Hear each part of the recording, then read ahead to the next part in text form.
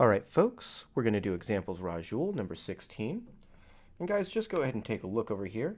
The very first thing we want to do is we want to choose the side that we want to work on. And remember, from examples 15 and from those guidelines that we went over on examples 15, or on example 15, sorry, we are going to try to choose the worst looking side.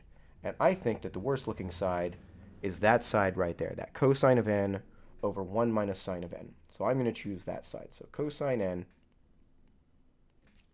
Let's try to do that again. So cosine of n over 1 minus sine of n. Okay, and I need to make that look like secant of n plus tangent of n. So I'm going to use that right side to guide me. Take a look. I've got a plus sign there. So I'm going to need a plus sign here somewhere.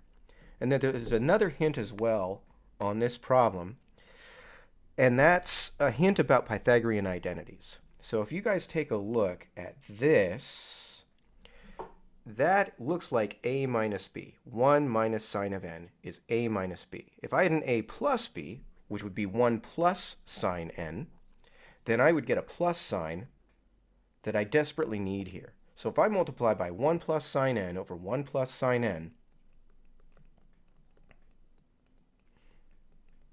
then I automatically get a plus sign on the top here, which I'm going to need. The other neat thing about that, and the reason why I think this might work, is because I love Pythagorean identities, and this is going to give me a Pythagorean identity.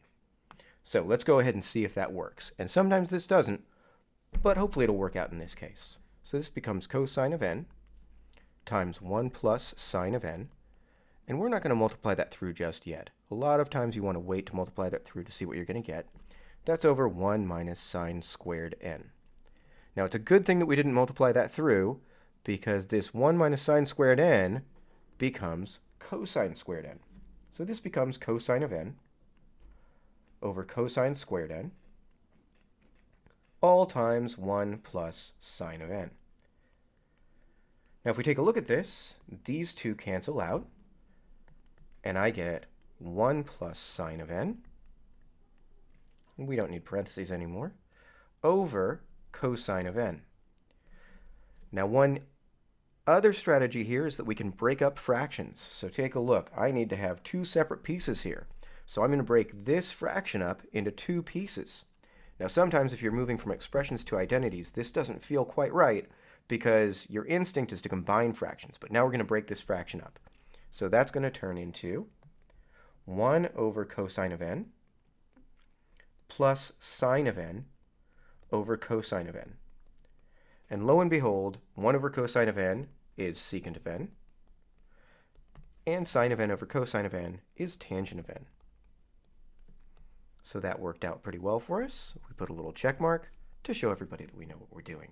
And that was examples Rajul, number 16.